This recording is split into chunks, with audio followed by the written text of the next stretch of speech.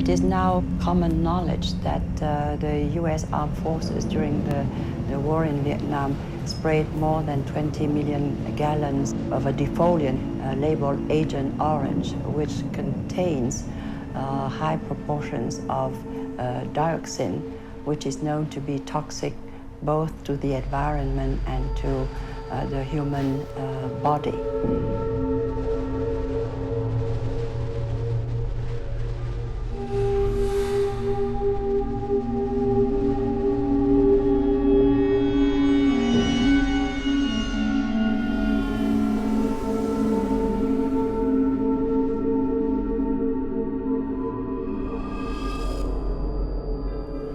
They say that it's not a violation of international law because it was not used as a weapon against people. Rather, it was used to clear vegetation surrounding US military outposts in order to protect troops from ambush.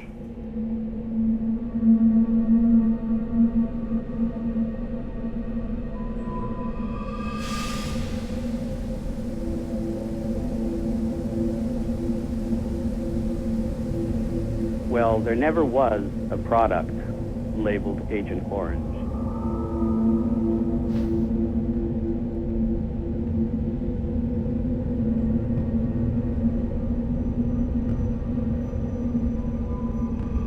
Originally, when the U.S. military produced the stuff, mixing the two herbicides together, the 2,4-D and the 2,4,5-T, the U.S. military called it orange herbicide. And they had other herbicides as well. There was pink, white, blue, and that had different concoctions of different individual herbicides and chemicals. During the Vietnam War, it was the U.S. journalists who didn't think the term orange herbicide was quite exotic enough. They labeled it Agent Orange to give it a bit more mystery. If you mix the two herbicides which were constituents in Agent Orange, that is the 2,4-D and the 2,4,5-T, in a one-to-one mixture, you have essentially Agent Orange.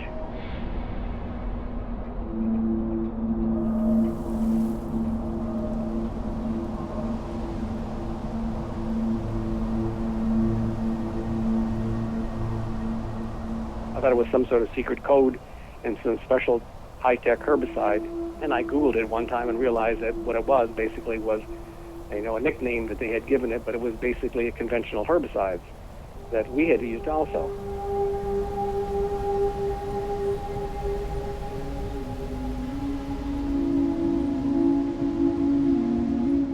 It's several poisons put together, and you create a super poison, really. The dioxin, or the TCCD, was produced with the manufacturing process of the 2,4,5-T.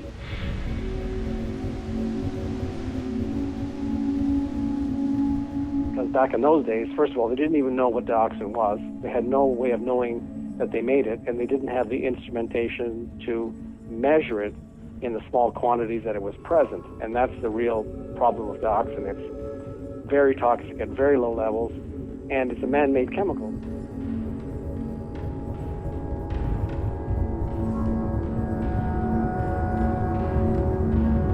We basically took to these chemicals like a duck to water.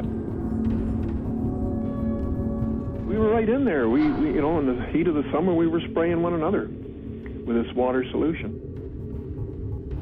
I can vaguely remember watching the aircraft spraying, but I don't remember anything unique or specific about it. It was not uncommon for these fogging machines to drive through the PMQs and spray clouds of chemical fog in the air to get rid of mosquitoes.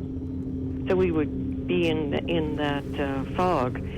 Well, when it was up in the air, that's just what we thought it was, DDT. It's like water, it's like rain. So you wouldn't think anything about it.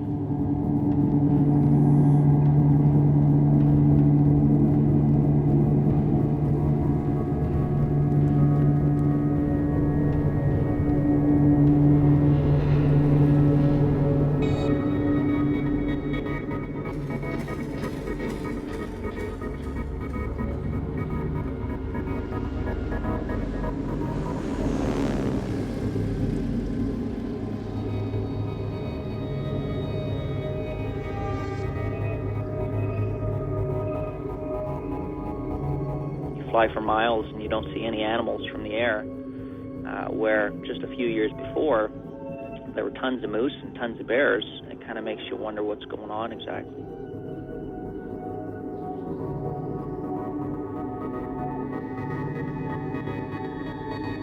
We used to be told as kids, not to go out and pick up blueberries when the airplanes had come by or when the workers had been there spraying it themselves. So even in our own backyards, most of us lived near the proximity of the forest, and we used the forest for entertainment and leisure. We were exposed ourselves. We would go out and we'd swim in the water and we'd fish and we'd pick berries. Our parents fathers would shoot the rabbit, the deer, the moose. And so the chemicals would be on the trees, and you'd have the animals eating it. Goes up the food chain. So, we were also getting contaminated at the same time. Different ministries were using it for different reasons. They used it on highways to keep them clear, and they used it in forestry. Government put a stamp on it, said it was okay, and they used it right across Canada.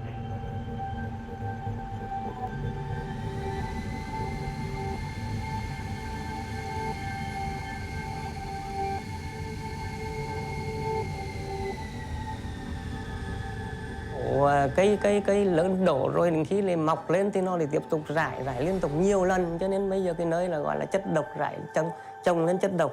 Và chúng tôi là sống chiến đấu ở cái vùng đấy, cho nên chúng tôi có thể uống nước suối đấy, ăn rau rừng ở đấy và hít thở không khí ở đấy, cho nên chúng tôi có thể bị nhiễm ở đấy.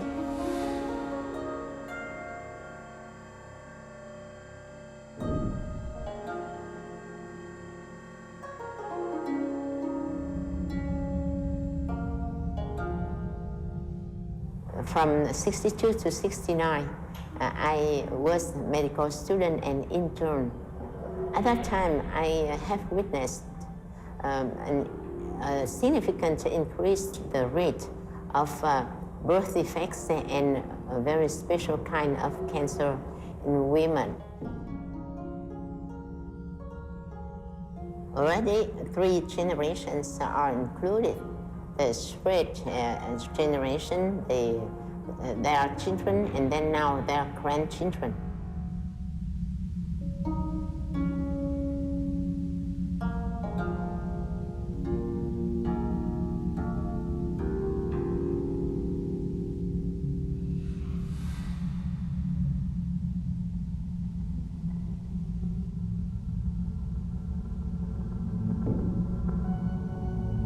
Well, we were one of the first countries to introduce use of 2,4,5-T and 2,4-D in the late 1940s.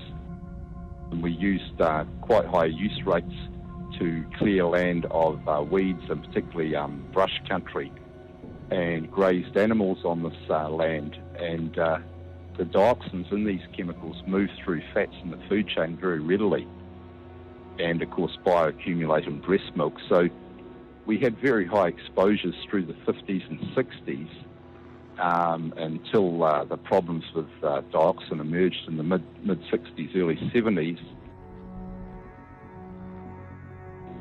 And during the early years, of course, the production was pretty primitive, basically large heated vats, autoclaves, discharging to atmosphere, and also centrifuge waste discharged into the marine environment.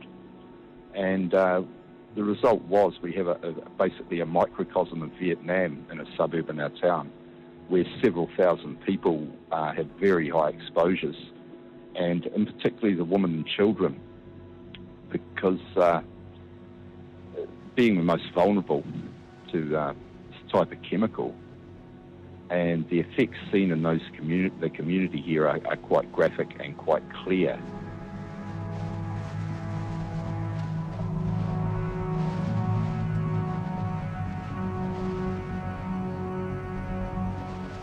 I live in Oregon, in the Coast Range of Oregon, and we moved here in 1974, and it was the next spring.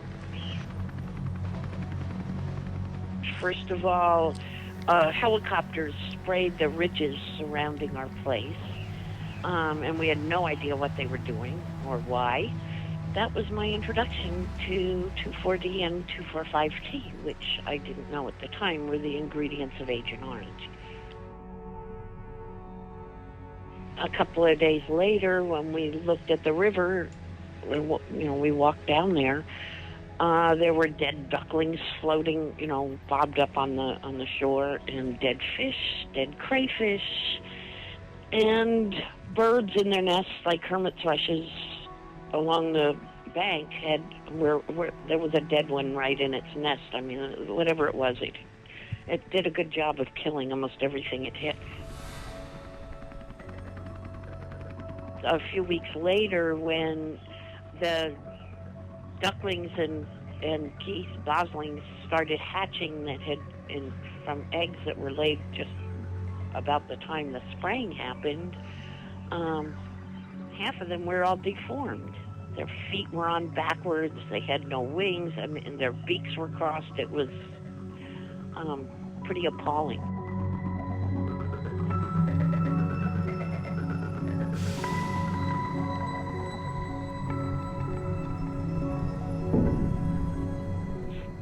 Planes were landing on bush roads, and we were loading them up with chemical that we were mixing on the spot. So we would buy concentrated 2,4-D, 2,4,5-T. The people who were loading the chemical were spilling the stuff all over them. Our clothes would get soaked with the stuff. And then we had people in the field. We had these large helium-filled balloons, weather balloons, on fishing lines. And these balloons, then we would hold the balloon up to the aircraft passed over, then they would march over 100 feet and hold the balloon up again to guide the aircraft.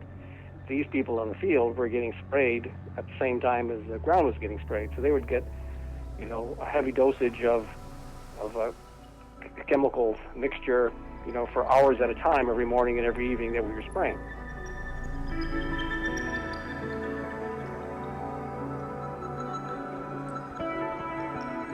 Power companies, for example, are experimenting with 2,4-D in eradicating many species of brush along power lines.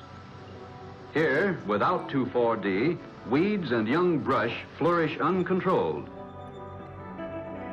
I worked for Ontario Hydro back in the 50s and the 60s, and I worked in the forestry department, which was involved in tree trimming and keeping the lines clear, and they still have a forestry department. And we were also responsible for the brush control under the hydro right-of-ways, everything from high-tension lines to rural lines. Well, every rural line in Ontario was at one time or other sprayed. At that time, Hydro never provided you with clothing. They provided you with rubber suits and what have you. But in the summer, the rubber suits, you would have cooked to death in them. So you just wore your own clothing, and you came home every night, and your wife washed your clothes every night in the washing machine, and thought nothing of it. It was all through our system. A typical day was that we had a truck with a big spray on it that held 200 gallons, and the truck had a big pump on it. So we didn't have a tank truck come in and give us water. We drew all our water from the creeks and streams that were close by, or lakes. We would just back into the lake with our equipment and pump the water out, so that we were contaminating the lakes as well. There was no studies back then, back in the 50s and the early 60s. No, it was the best thing since sliced bread. How they could control brush. It was wonderful. Now that was the water spray that we used in the summer months, and then after that we had what we call the dormant spray program, and the amount of 2,4,5-T that we used in that was probably double what you were doing, as you weren't spraying the foliage or anything. You were spraying the first 6 inches of the root ball up the stem of the plant. And when the plant came back into life again in the spring, it would absorb the herbicide and die.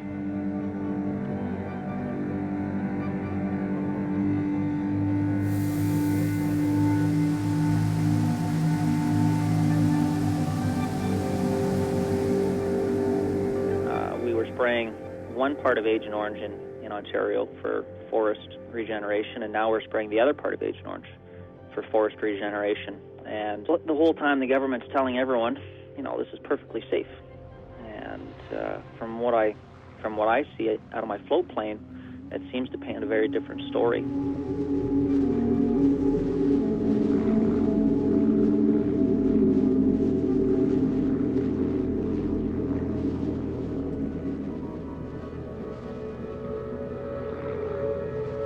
The glyphosate and 2,4-D chemicals are being sprayed by helicopters onto open fields, clear-cut fields. They're spraying during the hunting seasons. To warn the hunters, they put up a sign that says, this area's been sprayed, do not come here and pick berries, but there's nothing to keep the animals out.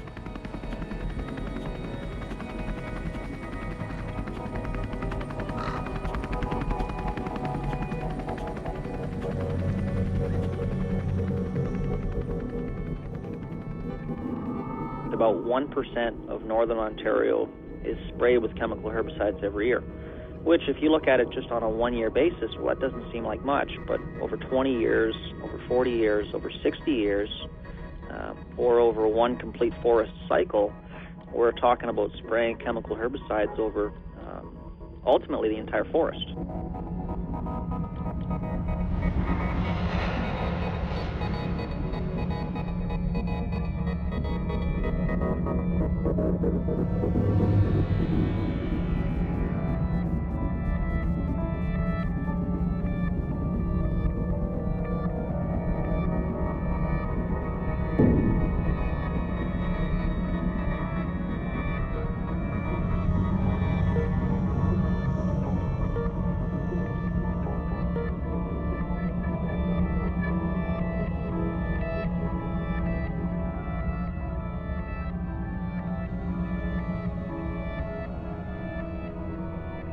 We called the county road department and asked them what they were spraying, and they said, it's just the herbicides, 2,4-D and 2,4,5-T, and they're perfectly harmless and they can't hurt anything. And my first thought was, they put the wrong thing in the truck, because it obviously harmed a whole lot of things and made my kids very sick. And they said, no, that's all we had in that tank. So that was our first clue that something was not right with the way these chemicals were being used. Because in those days, they just had a couple of guys with high-power hoses on the back of a tank truck, and they would have contests to see how far they could spray it. I mean, they were not just spraying the roadside.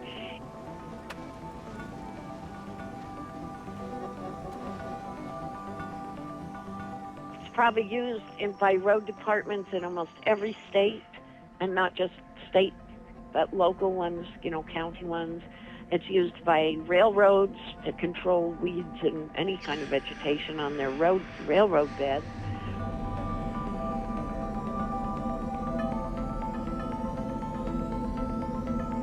And the concentrations, you've got to realize, for roadside use are far, far higher than what they use, say, when they aerially spray. Not that any use or any exposure is good, but their exposure on a roadside is far, far higher than their exposure, say, near an agricultural field or a forest. Because the concentrations used there are so much higher.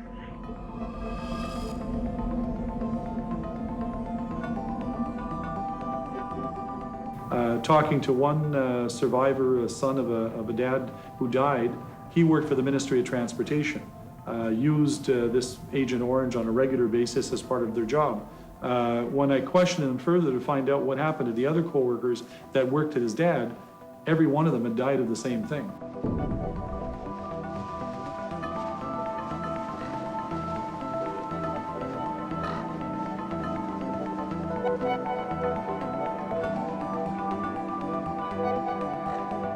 We should definitely be concerned about going to these areas where the spraying occurred, even though it occurred decades ago, because the dioxin component of Agent Orange is exceedingly dangerous.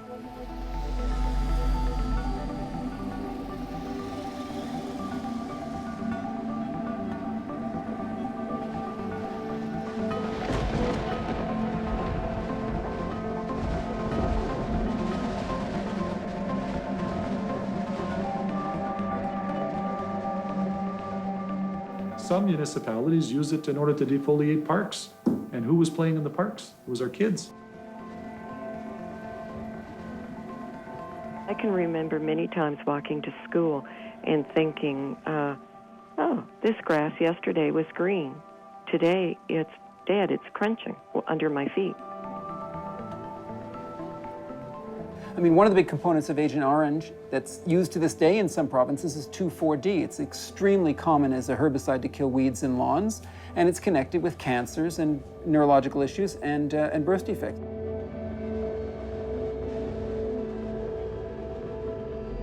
We're just talking about pesticides on lawns and gardens, where the only purpose is to change the appearance of a property. There's no health aspect, there's no aspect of protecting the food supply, or anything like that. It's just that people don't like the look of dandelions, and so they're using these poisons.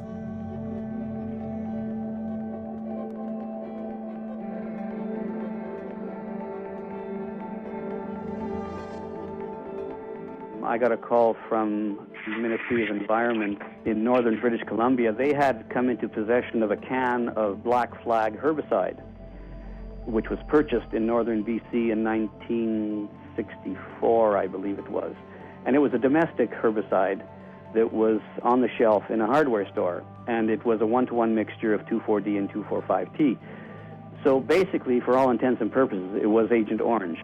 And it was sprayed willy-nilly all over Canada.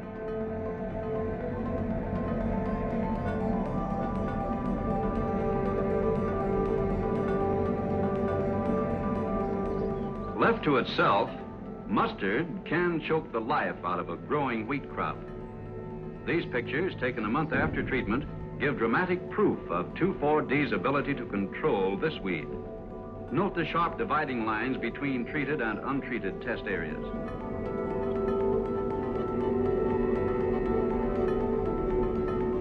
There certainly has been research on 2,4-D on its own, and there's no doubt in our minds anyway that 2,4-D is connected to cancer.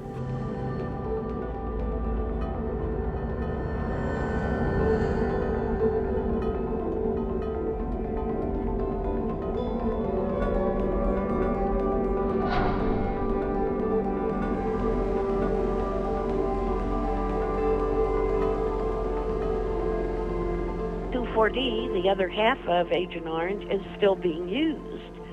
People have forgotten. They have forgotten that 2,4-D was half of Agent Orange. They have forgotten that there was dioxin found in 2,4-D.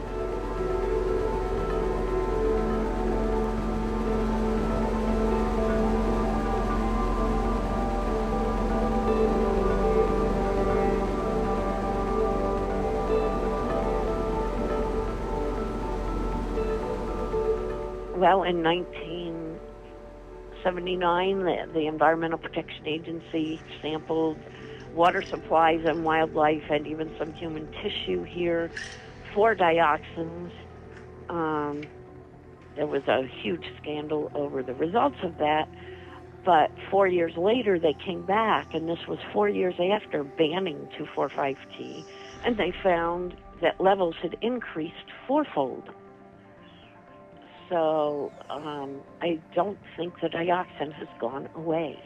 It just is continually, getting into the water via silt and into the food chain, obviously. I could give you a 2-page list of all the studies that were sabotaged one way or another. Those people that live beside hydro corridors and even that may have lived along some of the roadways, etc., may have been exposed through drift. If there was light winds, even there could be drift of the compound into areas of residence, etc. So there is that potential for exposure as well.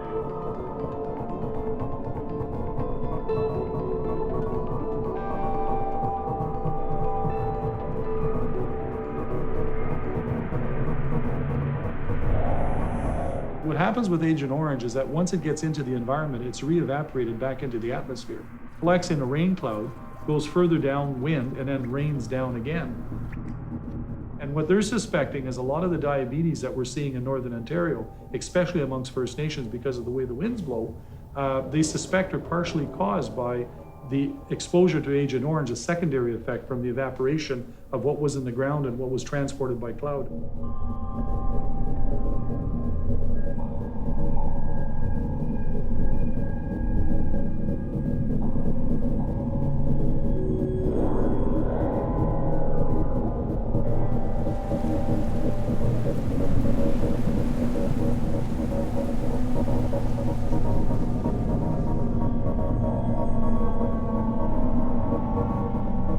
If parents were exposed to these toxic chemicals, then kids living today have a reason to be concerned as well. Dioxins causes many changes of the DNA, so that it can cause many defects until many generations.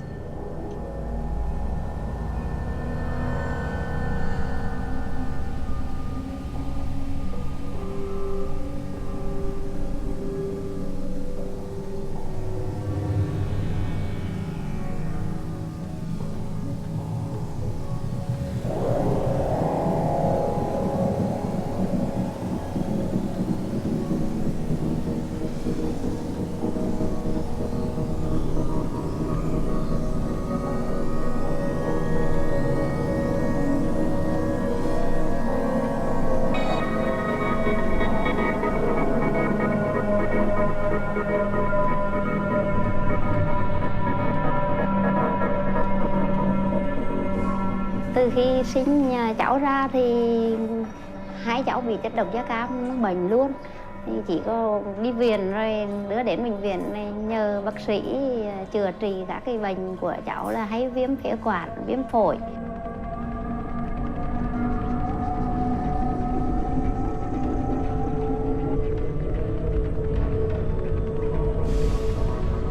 Và sau đó thì họ không báo trực tiếp chúng tôi là cũng thông qua hội chụp đỏ của tỉnh ấy, chúng tôi hỏi đã thì được biết, tức là tôi bị cái sau 30 năm thải loại do cơ thể tôi thải loại ra thì tôi đang còn giữ lượng lại một cái nồng độ tức là gấp 3-2.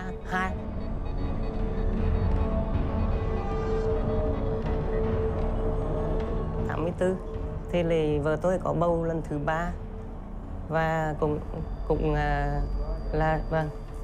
là một cháu trai 7 tháng rưỡi thì cháu cũng chết lưu trong bụng mẹ và lại buộc phải đẻ chỉ huy theo chỉ định của bác sĩ.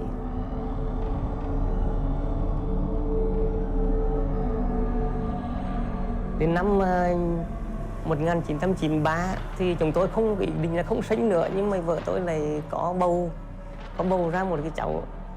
Thì lúc đầu là vợ chồng định là không là bỏ đi, tức là nạo thai. Đẻ cái cháu này ra thì nó lại cũng 2 ngày rưỡi nó mới biết bú. Rồi sau đó là cháu bị cái bệnh tim mà cũng được xác định là nó cũng thuộc cái loại tim bẩm sinh và cũng bại não, mà hiện nay cũng là thuộc cái loại rối loạn hành vi như cái chị Đầu, như cái cháu Hằng.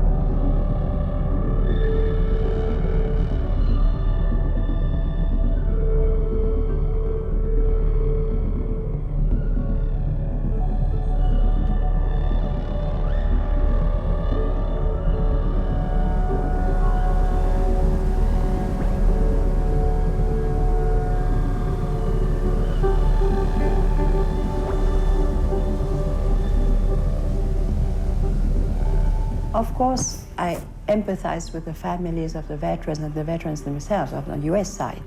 They suffered also. But you know, they took tours of duty for 6 months to a year. The Vietnamese civilians and soldiers there were there for years. They lived there. They ate there, for months and years.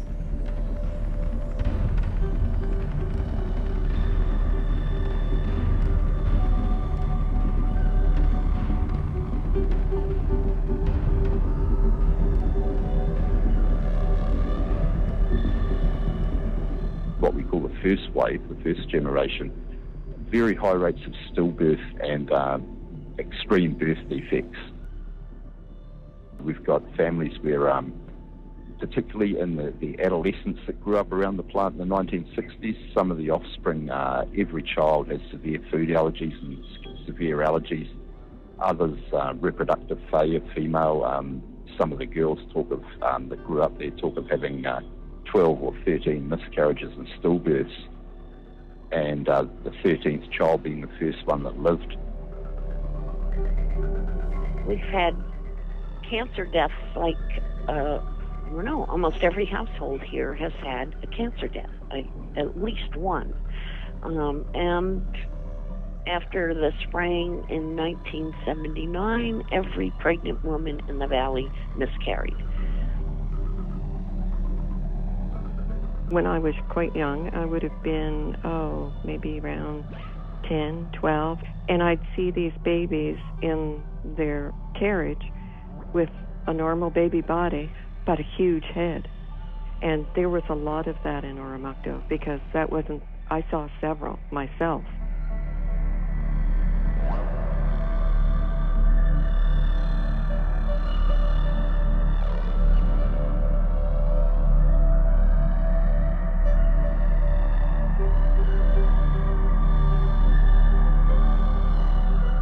Because of my father's work and where we were living and what spraying was going on, that potentially that's the source of a lot of the problems that I've been experiencing. My father retired from the military and shortly after that developed cancer of the bladder. He survived that, but about 8 years later he developed skin cancer on his back, and that eventually grew to cover his entire back from his waistline to his neck. Friends of mine whose father has also served during that time, there were a lot of people died from cancer of different forms, a lot of lung cancer, a lot of skin cancer.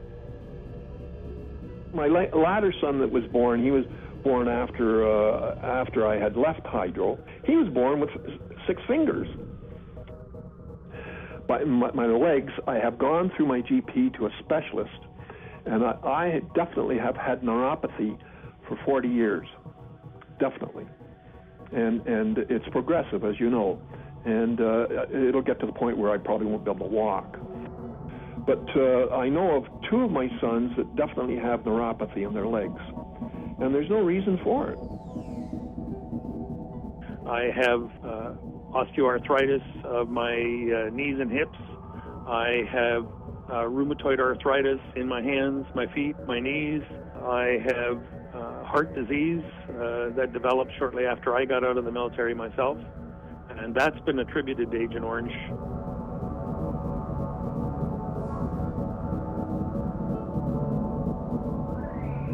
A quantity of dioxin the size of a grain of rice is toxic enough to kill 1 million people. There is no threshold of a minimum amount that's safe. And once it's in your body, you can't get it out. There's no filter, there's no agent, there's no vaccine, there's nothing. Once you've got it, you've got it. And like I say, the half-life in your body, because it collects in the fat cells, I guess, is 8 to 10 years. So if you understand what half-life means, it means that 10 years later you have half is gone, but the other half is still there. And 10 years later, you're down to a quarter. But if 1/10 is toxic, then it means basically it takes hundreds and hundreds of years before it's gone from your body. And obviously you're dead before that time.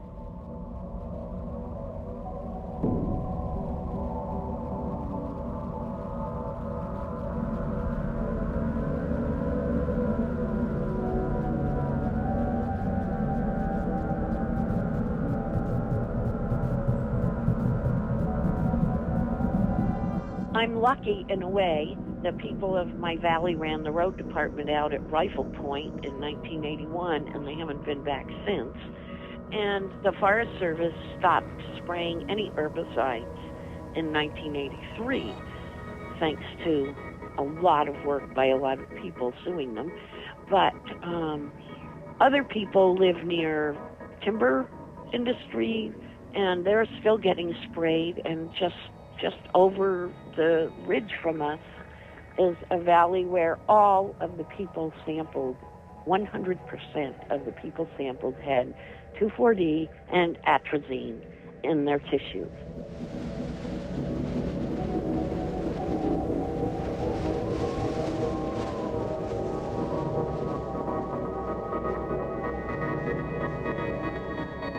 It's not like it dissolves in a few weeks or days or anything like that. It's persistent, so we know that there's very likely to still be dioxin present at Gagetown to this day. We know there's certainly dioxin still present in Vietnam from the spraying of Agent Orange that was done there right through the 1970s.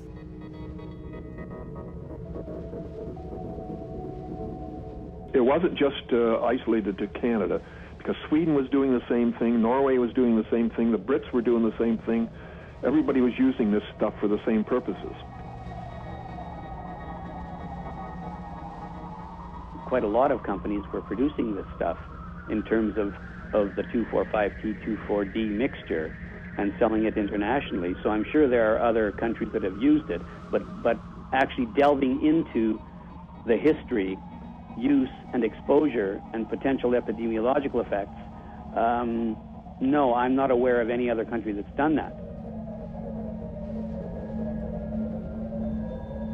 The information is not readily disseminated. In other words, somebody didn't come to me and say, hey, oh, by the way, you lived in Gagetown while we were doing the spraying, maybe you should get checked out.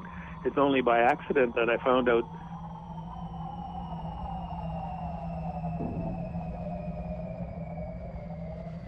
Thì giờ chúng tôi cũng đã tương đối trung lớn tuổi rồi.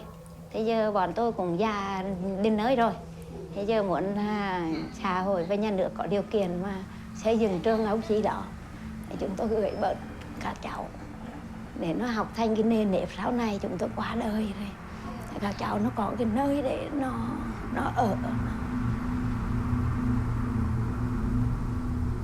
I'm not looking for bags of financial compensation or anything like that. I'm looking to get to old age so that I can spend my time with my grandkids when they come along. And at the rate my health is deteriorating, I don't think that's going to happen. The government has basically refused to conduct a study of the highly exposed groups.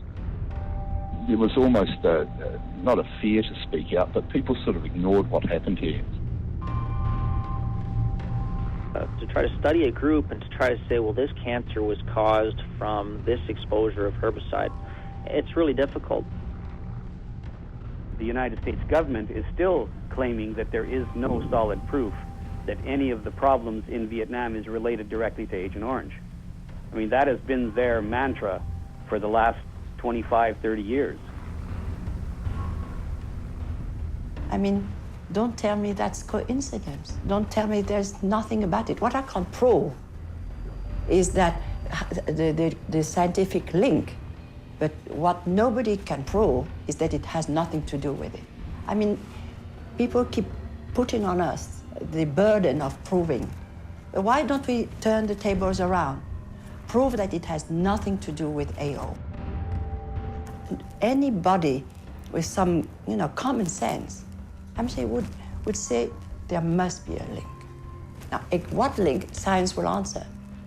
But you will not take away from me that conviction.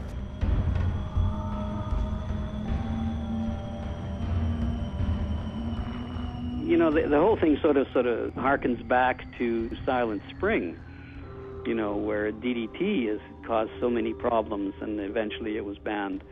So, you kind of look at the whole situation and shake your head and wonder, hasn't anybody learned anything?